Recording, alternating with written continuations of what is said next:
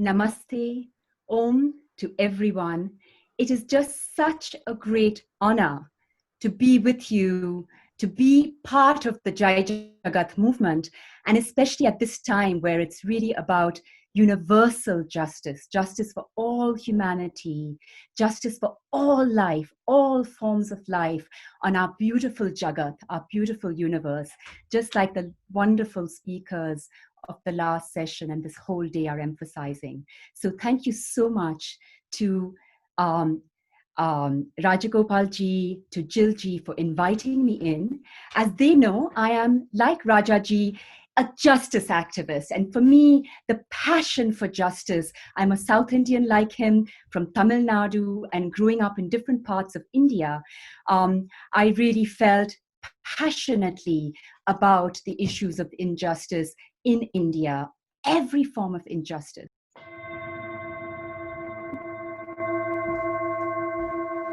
So let us start as all things must start, and as your purpose is throughout this weekend, in all of the work that Jai Jagat has done from its very beginning, from village to village, across miles and miles of our country, across miles and miles of many, many countries, linking all the continents.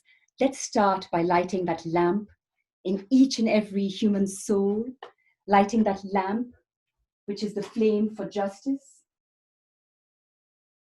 which is the flame of peace, of hope, and above all of humanity that burns in all of us. As I began saying when we were doing the test, that I'm really honored to be part of this day, but of, more importantly, the Jai Jagat movement. And to contribute with this session. We were looking forward to welcoming the marchers here who had already begun their journey across the continents to come to Geneva.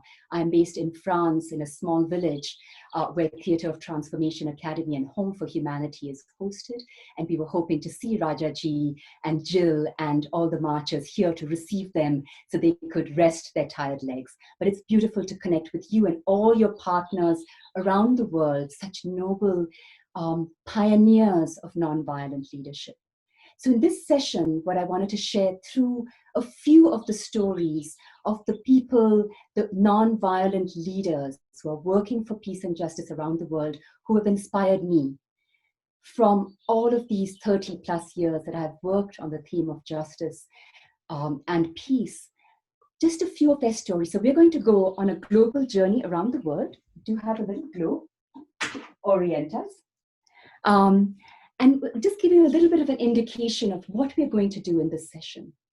So I'd always been passionate about justice because, you know, like Rajaji has shown you over all these years, we cannot live in a society and not be deeply affected by what happens to people around us.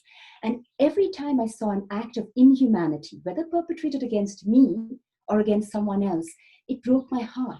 What made us lose our humanity? And every time I experienced systemic injustice, whether of our religious institutions, the caste system, against untouchables, so-called untouchables, political injustices, economic injustices, I felt we created these systems. Can't we transform them and create better ones? So my urge for justice was never so much, yes, I must say I loved the idea of parading in a courtroom when I was a child, but I realized it isn't about retribution, about punishment. It's about transforming the person who dehumanizes himself or herself by committing, perpetrating an act, and by transforming the victimization, because it's the victim who is the leader, the hero, who can teach us so much about how to create a society of peace and justice. That's what's so powerful about the Jai Jagat movement, because everywhere what Rajaji has done is uplift, make every single villager, peasant, landless person in India and around the world realize you are our guides and teachers. You can show us the way forward because you have the experience of injustice. So you know what a system without injustice, a system of peace, true regenerative peace would be. So that brought me to my work on justice starting in 1989. But over the last 10 years, what I've developed is transformative justice. And just a few points which you will experience for yourselves as we go on this joint journey, this participatory journey, is few key points of what transformative justice means. First, I've just said it. The victim, so-called victim, is actually the leader. Not just the survivor, but the leader who can show us through their experience, their visions, and their wisdom, the path forward. That's number one. Number two is it's not just the victims. Transformative justice has to include everyone in the society. If not, they will feel alienated. They will feel not part of it, and they won't be part of the regenerative peace we want to build. So even perpetrators or bystanders or beneficiaries or people who just don't realize what's happening because they haven't witnessed it or felt it. Three, it has to be integral. It cannot be just a political or legal process. It has to involve all the dimensions of life. By integral, what I mean is, yes, socioeconomic, political, and legal are the mechanisms, but they are based on layers of cultural injustice, layers of ecological injustice, and above all, spiritual injustice. It's the taking away of the dignity, humanity, and values of human beings that we need to restore so they can lead us, so they can shape the future with us and for us. And above all, it is reflexive. We can never change the world unless we start by changing ourselves. And that's a lifelong process, which we are all on together. And we, all of you, as nonviolent leaders of tomorrow, a new generation, you are there to be on that journey of self-transformation and to support each other. Hey, guess what you forgot yesterday? Let's do this and ask each other forgiveness. Let's move on and learn from ourselves and from each other. So with this, I invite you to start this journey around the world, to countries which have experienced a lot of conflict, to meet people who have gone on this inner journey of transformation and thereby become paradigms of change in their societies. I'll just explain how I'm going to do it. We're going to go around 6 stories to cover all these dimensions of justice, of integral justice. In each one, as we finish the story, I'll play a musical instrument that corresponds to that theme, and I will say 2 questions related to the story. One for our inner reflection, for our inner journey of transformation in our inner home of our souls, and one for our work in the world to create, as nonviolent leaders, a world of regenerative peace, of absolute transformative justice. So we'll take a moment, a meditative moment, to just integrate that, and then we'll move on to the next story. What I would love to ask you is, we won't have much time today because we are just here for an hour together, for you to actually work on all these issues. But if I could request, perhaps if my colleague Mena is online, when I say the questions, if you could, to the best of your ability, type them in the chat box. And if everyone would reflect for a moment and put down some keywords in the chat. So this becomes an iterative process. We are all building up our shared experiences together, our insights, our experiences wherever we are in the world, whatever our justice issues are. And then in the end, I hope we will have some time for you to share that and for us to take this transformative justice journey to build nonviolent leadership, to build societies of regenerative peace together. So with that introduction, are we ready to go? Okay.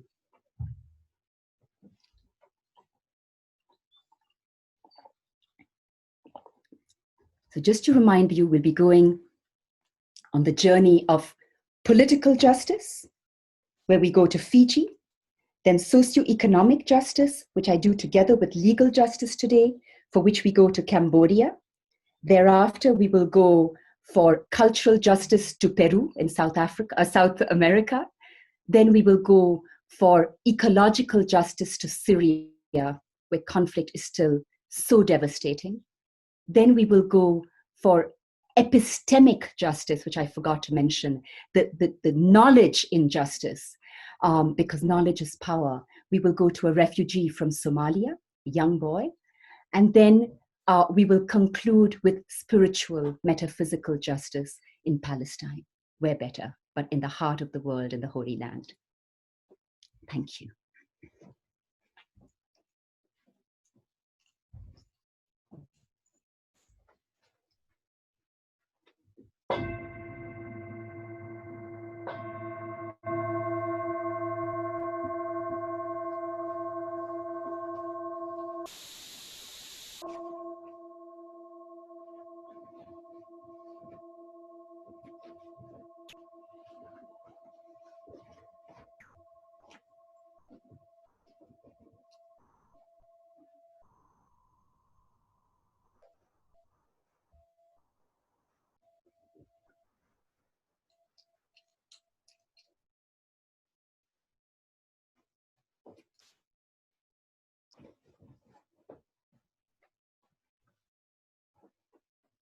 My name is Ratu Vesikula. I was the strongest in my tribe. So when I was a young man, I was recruited into the British Army. Oh, they taught me a thing or two in all their dirty wars. Well, when I was 40, I took early retirement to come back home to Fiji to fulfill my promise to my father to lead our tribe. But when I came back, what I saw here in my country made me very angry. Those filthy immigrants, foreigners, they had come into the country while I was gone and they had taken over the whole show. My indigenous people, we had been reduced to being their servants. This was not good. So when the young people of my own tribe said, "Oh, Ratu, you have learned all the dirty tricks of the British. Will you not teach our young men how to be guerrilla fighters?" I said, "Yes, I will show them a dirty trick or two." I trained our young men, and our young men were sowing mayhem across our country while I was sitting back and watching the fun. But one day, there was a knock on my door. It was a man I had never seen before. He said to me, "Mr. Ratu Vesikula, could I have a dialogue with you?" Dialogue. I did not even know what that word meant. I do not know why I said yes. But I let him in, and we sat face to face, and we did this dialogue for a long time. He came back many times to dialogue with me. Each time after he left, I would keep on this dialogue with myself, with the inner demons inside me that had woken up, asking myself, what am I doing? Why? Who am I? What am I becoming? Until the day I knew what to do, I started in my own kitchen. I went up to my wife and I said to her, "My darling, will you forgive me?" She was so shocked, she dropped the dishes in her hands. We picked them up and I started again. "My dear wife, I have been a very bad husband all these years. I have been a bad role model for our children, always angry, always full of justice and vengeance. Can you forgive me?" The way she held me in her arms gave me the strength for what I had to do next. There was a national conference with all of the different members of our community, and there were leaders. When my turn came to speak,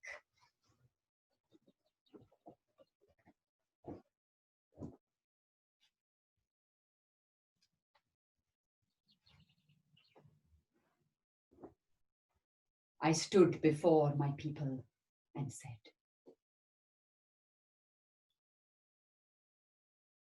"I, Ratu Vaisikula, ask you all for forgiveness.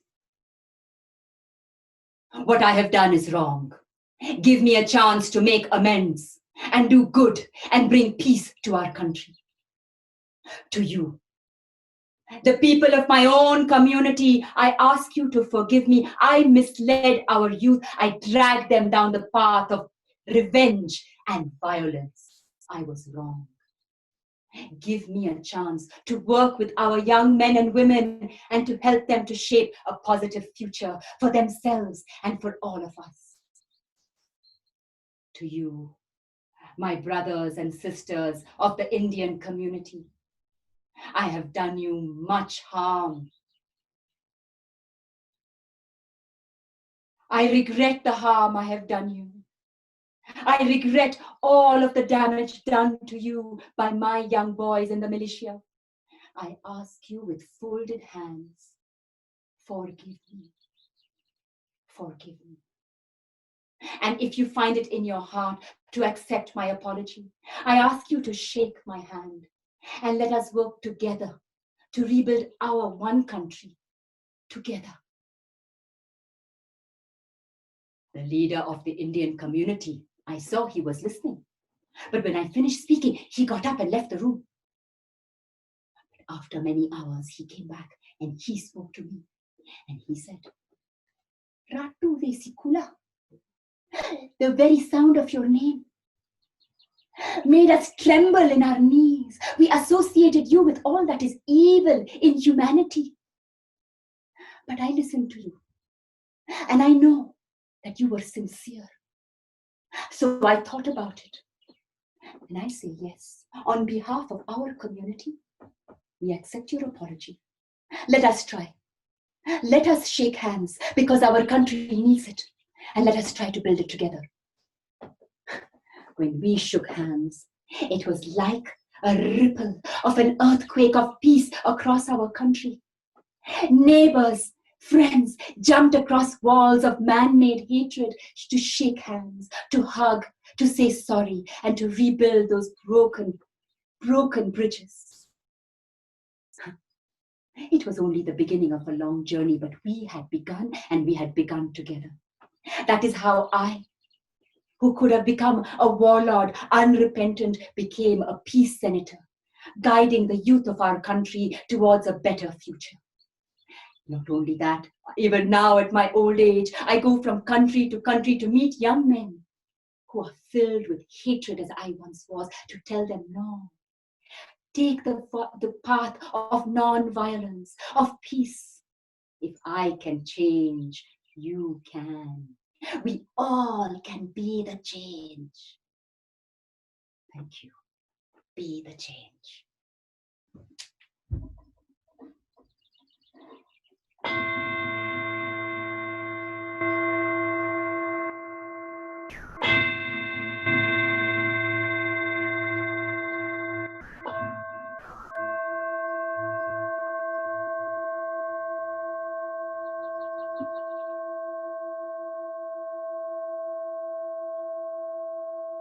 So, dear friends, participants, co-creators of justice and peace, non-violent leaders of the next generation, take Ratu's story into your own hearts.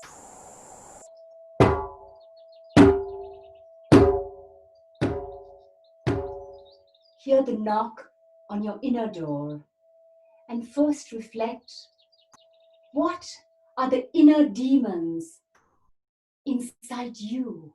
For each one of us has equally the seed of greatness and the potential seed of doing harm, even without meaning to. So what, if any, are the inner demons you might want to meet? What are some issues within yourselves you might want to face and overcome in order to become even stronger as non-violent leaders? Think of that for a moment.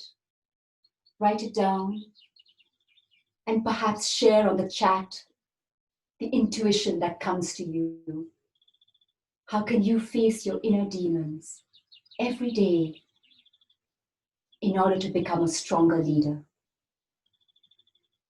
And second, in terms of our role in society, can you be that knock on the door for our current leaders, for our current perpetrators, helping them to face their inner demons, giving them the choice, transform, and we will support you. We will give you the space to transform and become contributors to our society of peace. But if you cannot transform, leave us, the new generation, to create a new society of love, of compassion, of justice. So go into yourselves and ask, in your role in society, can you be the knock on the door, the non-violent communicator, the facilitator for the transformation of today's leaders and the creators of tomorrow's peaceful leadership? Think for a moment. Jot down some points in the chat so we can share them, collect all your wisdom, and then we will move on to the next continent.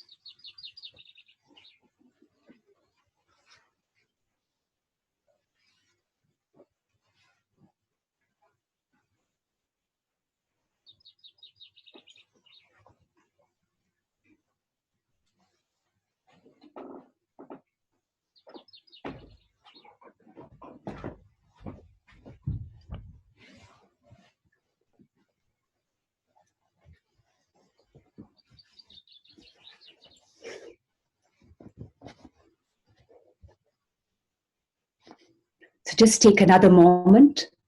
It would be wonderful if all of you who are online with us do. This is a really interactive, participatory session. Normally, we would have been sitting in a beautiful little circle, all together in the same space, really sharing. So make the chat space your space, where you express yourselves, where you inspire others with your experiences, and put down a few lines so we can share them with each other and be enriched by each other, and we move on to socioeconomic and legal justice. We address them together today.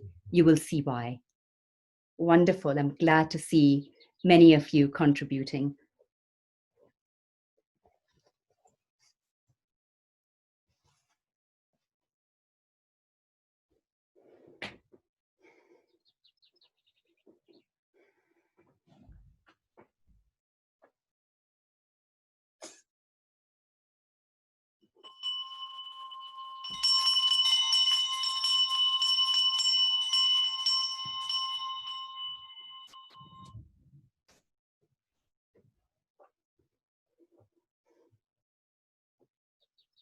I am Sotevi Chan from Cambodia.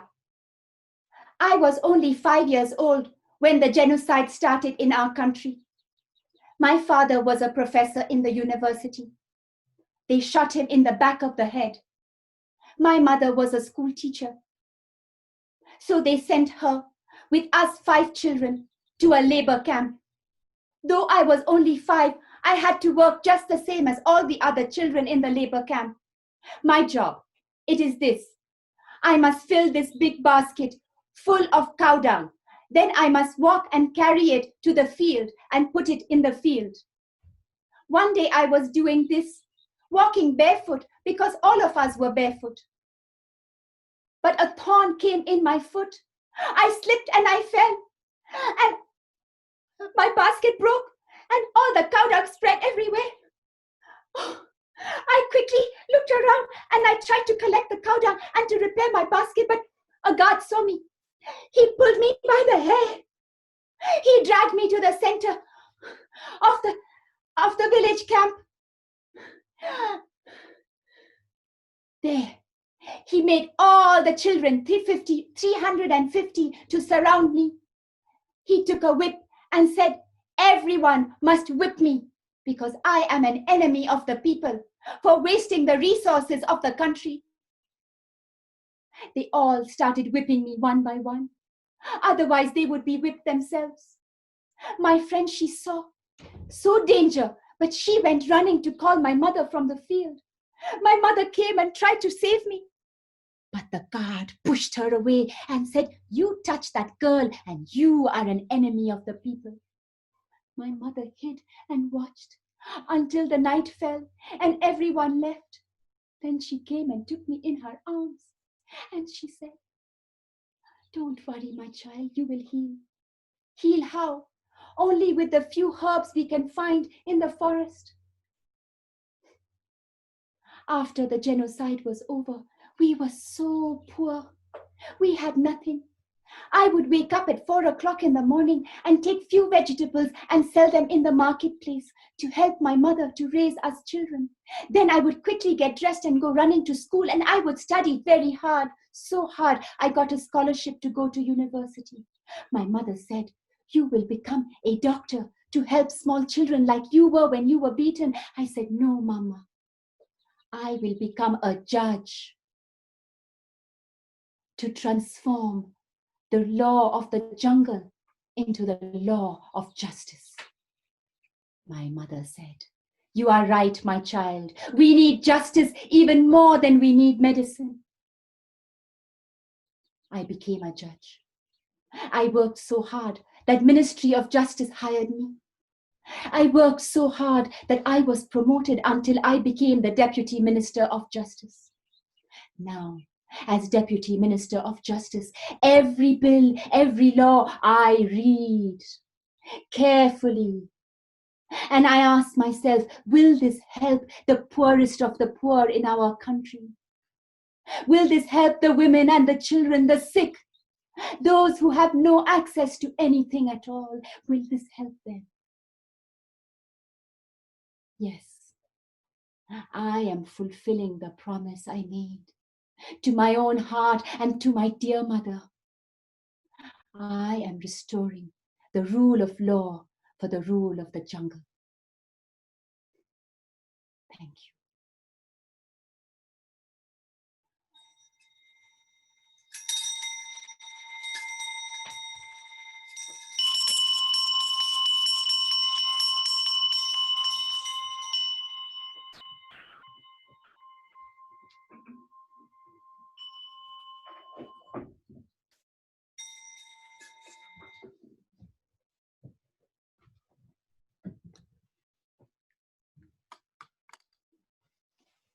Dear friends, take Sotevi Chan's story deep into your hearts and think, how can you apply this in your own life? Every single one of you, every single one of us has in some way been a victim of life, just as we may sometimes inadvertently be perpetrators. Let us look deep into our own hearts and see, how can we heal those wounds of victimization by finding the gift of wisdom that lies within them?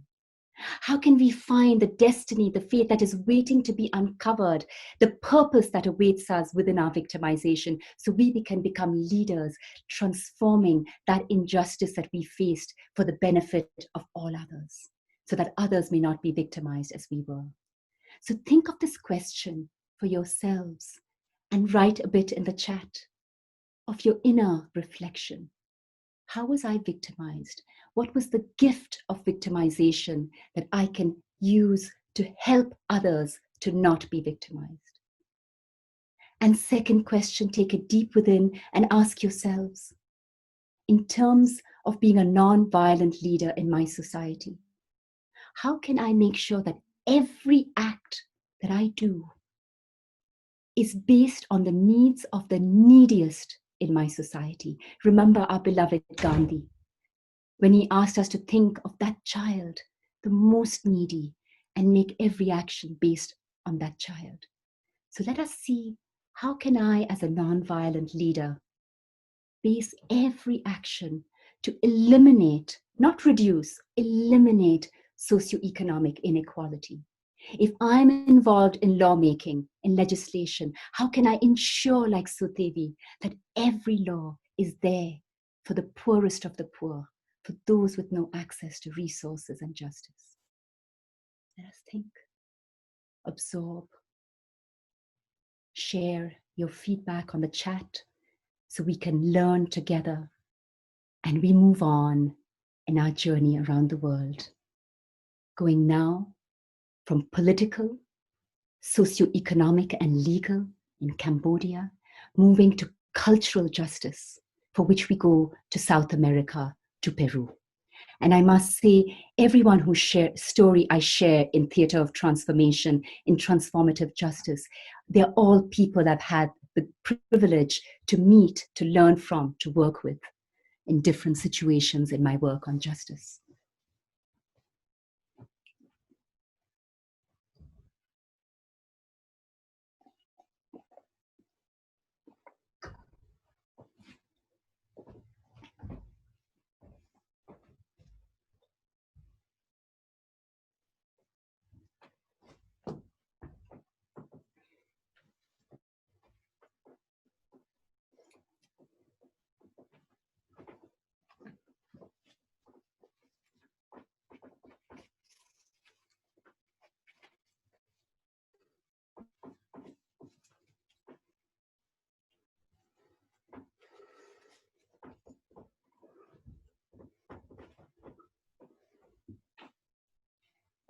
We are Sandra and Devra. We are the co-founders of the Yachkani Theatre in Peru. You see, 30 years ago, this dirty war of the dictators was destroying our country. Not just destroying our people with their bombs and their dirty campaigns, but destroying our nature, destroying our culture, destroying our past and our future. And we said, no, You see, Yuyachkani is a Quechua word from our indigenous Quechua language. It means, I am remembering. I am imagining. I am creating. I am thinking of the future. So with Yuyachkani theatre, we are engaged in all of the arts and all of the theatre and music of our country, working with our people. We work with the indigenous people of our country whose culture has been destroyed by this dirty war, which continues even the bombs have stopped. We help them to revive their traditions, their beautiful values and customs which our country needs to move forward, because we must learn from our ancient past.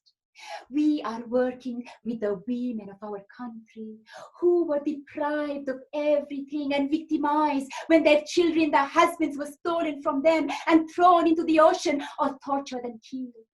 We help them to find their inner strength to become leaders for our society. We are working with the youth, because the youth are our future, but they have been misled. They have been given no future except to go on the streets or to go to crime or to depression. No.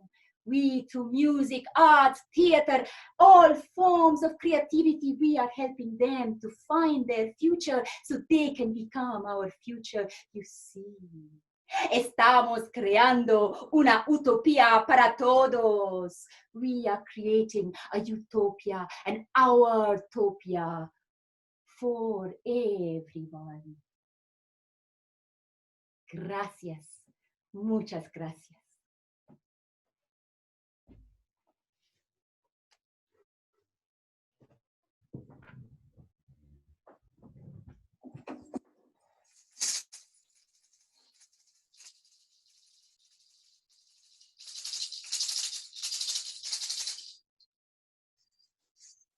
So, dear friends, take Yuyachkani, the power of remembering, imagining, creating the past, the present, the future, deep into you.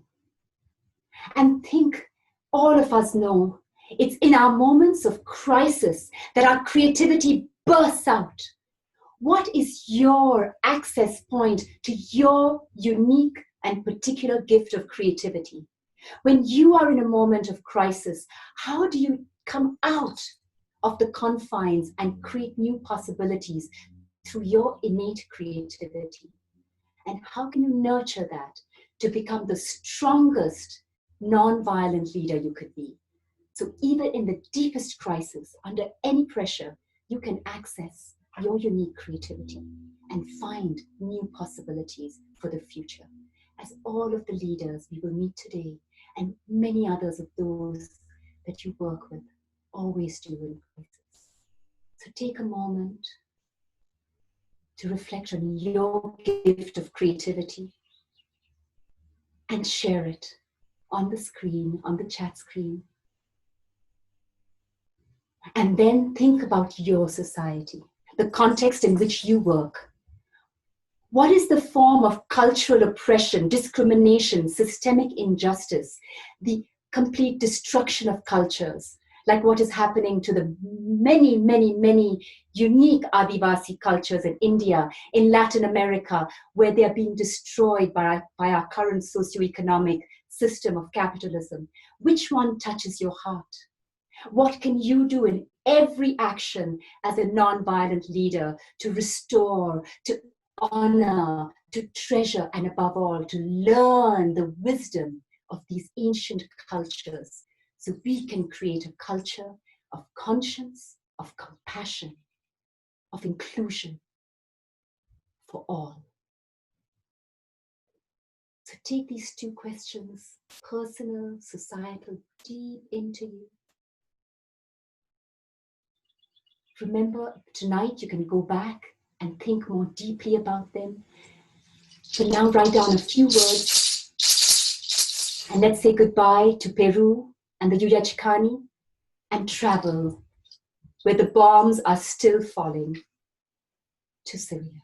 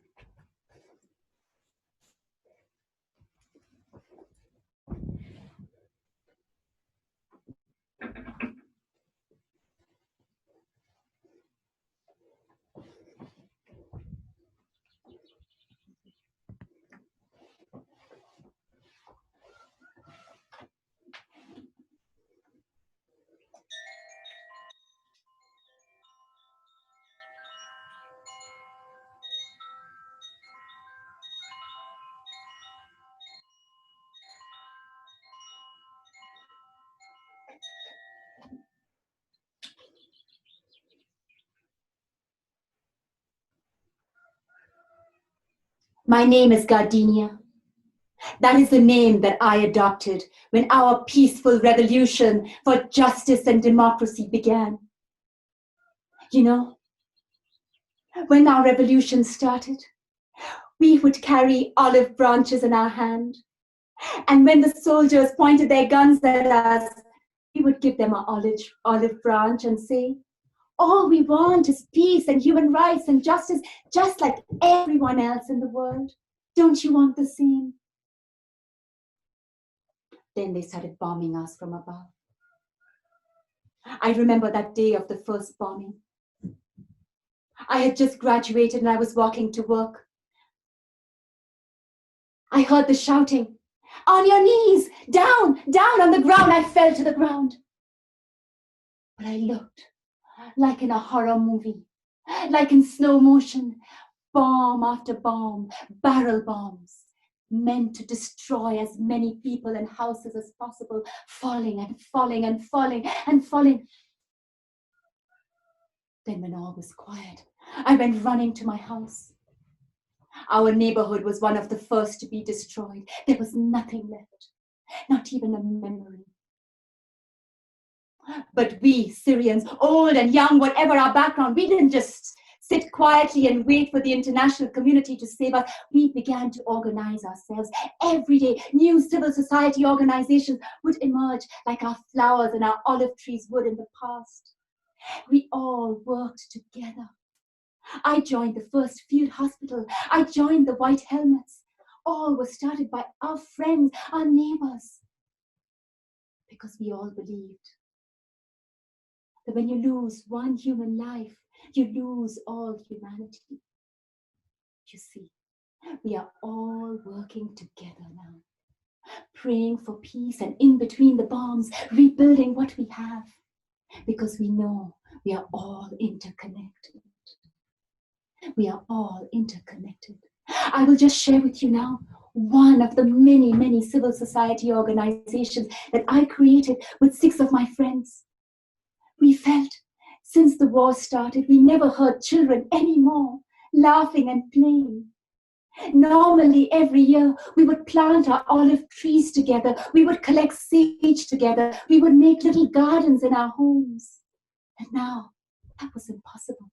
So with my friends, we said, what if we brought together some children just one afternoon, just to play and to plant some seeds? Even if they never see them grow, let them have the touch of the earth in their hands. We did that. And that afternoon,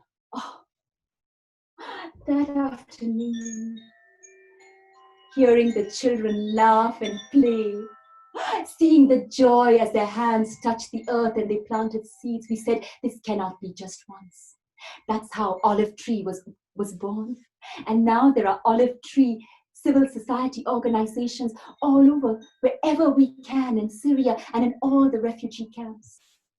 And children are coming together to play and to plant and to learn to live again with nature, even during the war.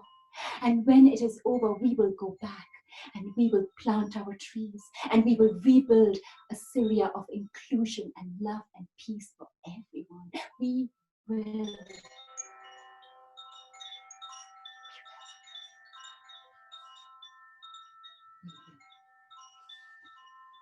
Salam alaikum.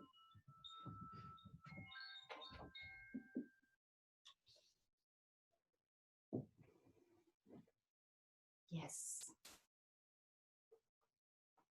Take Gardenia, my young student today in my Masters of Transformative Justice class, Kinda, my adopted son, Noor. So many Syrians around the world scattered now. So many Syrians still caught in this madness of destruction in Syria. Take them deep into your heart. And let's for just one moment pray for justice and peace to come to Syria and to every country still entangled in the meshes of war. And now, dear nonviolent leaders, take this into your heart and go back to your own childhood. Remember the time you climbed trees and talked to birds and you were sure they talked back to you.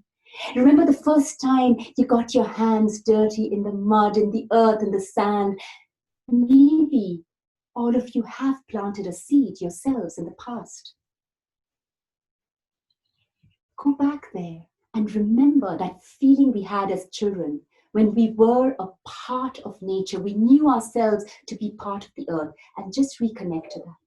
Because the most important thing for transformative leaders, for non-violent leaders of the future, is if you can feel yourselves as part of nature.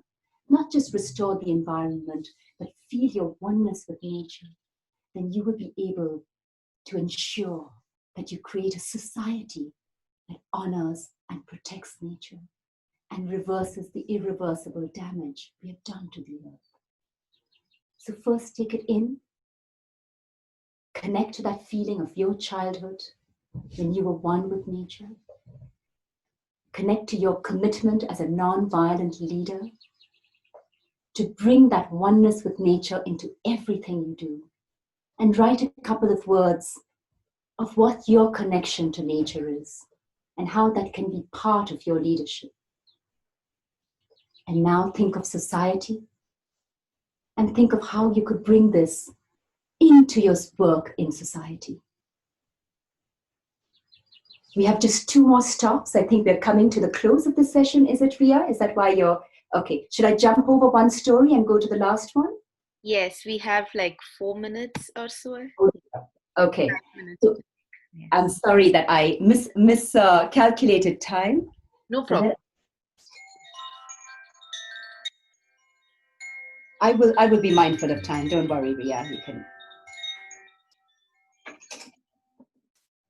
So I'm just going to skip over, most unfortunately, epistemic justice with the story of the young boy refugee from Somalia to come to spiritual justice, which is the whole purpose of Jai Jagat. And so let us take it there. And it's a very short story. I am Rauda from Bethlehem. I was born in 1967, the year that my people lost their freedom. But the fire of freedom was born with me in my mother's milk. So when I was 16, I became a militant and I made my first Molotov cocktail. But that got me caught and put in prison for 8 years. I was released the same day as Muhammad. He had been in prison 15 years. His body was ravaged with torture, but his soul was still alive with the same flame of freedom that burnt in mine. So we ignored his Muslim parents and my Christian parents, and we married, and we ran from hideout to hideout with our materials and our clandestine posters to be militants for freedom in our country. Until the second Intifada, when I looked around and saw the shards of all the broken lives stretched around me like an ocean, unending. And I asked myself, and we asked each other, who will help these broken men and women, these children? Who will help them to piece together their lives and to go from suffering to strength? We knew we must, and we would. So that day we put away our clandestine posters and we transformed our home into this center for women victimized by war. They come here with their grief and I hold them, just hold them in these circles of deep dialogue until they find their inner strength, so they can stand tall as community leaders and support others and others and others to be the future, to be the justice, to be the peace for our society. Yes, my friends, transformation begins within, with us. And if each one of us can be that change, can take ourselves on that journey of inner transformation, imagine the light that you are and will continue to be for society. I'm very sorry that we don't have the time to take this into a conversation, but I'm so grateful that so many of you have shared your chats. I will read the chats, we will share them with each other, and may this conversation continue. Thank you so much. And again, I regret that I'm a little bit over time. No problem. Thank you so much, Rama Mani ji, for this I very. realized I started late because I'd miscalculated the time with the time zone difference. We actually have 5 more minutes. So if you want to Oh, wonderful. do something, you can For me, the most 3 minutes. You can definitely I do. would, yeah, you know, there are so many beloved friends. I see Ila Gandhi ji, you had addressed my master's class in transformative justice some years ago, and we have never forgotten that. So many wonderful colleagues and friends from around the world. I would be thrilled if there is a way. I'll read all your comments and learn so much from all of you. But if there's a way to receive some feedback, some questions, if you want to, dear Ria, share something that struck you from the chats. I would love to ask everyone in the last minutes if you could just share on the chat screen so we get something from everyone. How does this resonate, this approach to transformative justice resonate with you as the transformative nonviolent leaders you already are? And for the young people who've joined our call, how does it call you forward to become such leaders, such as those you've experienced today and the few whose stories I presented? And it would be great if you put that in the chat, and maybe Ria, you could either give the floor to one or two or use your self-share. So just if everyone could put in, where does this echo with your life, your practice? What is your, what can you teach us and what have you learned? Rama Mani ji, since about 15-20 minutes back onwards, we have been receiving comments in the chat box constantly, and all of them are sharing how important this inner transformational process is, so important for leadership and non-violent leadership building. So I can just read out something that just come up now. Probably that would be very helpful for you. From Father Sakriya, Sakriya Kalur of People's Movement for Peace. He says, it was sad that you missed about the knowledge justice. Thank you so much. It was really an eye-opener to different aspects of justice. Then there's pain from Nicholas. We have a point saying that pains and sadness can be strength for justice and peace for future. Would you like to say something for that? You've got it completely. Our pains of sorrow and weakness become the tears. Our tears of sorrow and weakness become the tears of strength. And when we cry for others, we are actually supporting them in finding their own strength. If we had 5 minutes, I would so happily share the story of Abdi, a young 13-year-old when he became a refugee, but I don't want to impose on you. What I would just share is, as a young boy, having to flee his home, thanks to our beloved, my adopted daughter, filmmaker from Turkey, Elif Tibet, who kind of adopted him, made him her co-researcher of her PhD. He has emerged as a photojournalist. She supported his education because he had promised his assassinated father that he would pursue education, and he's using education as a pathway for justice. And since all of this is really about transformative education, living and learning, I'll just share that piece, but thanks for asking about that.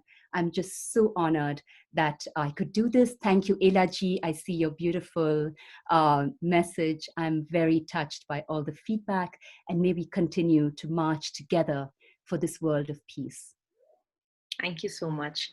Thank you so much. So for everyone, you can of course Google Rama Mani ji and the transformative processes that she does. You can Google it up, and I think she's just typing in the details as well. I'm just typing in my two websites. There's Theatre of Transformation.org.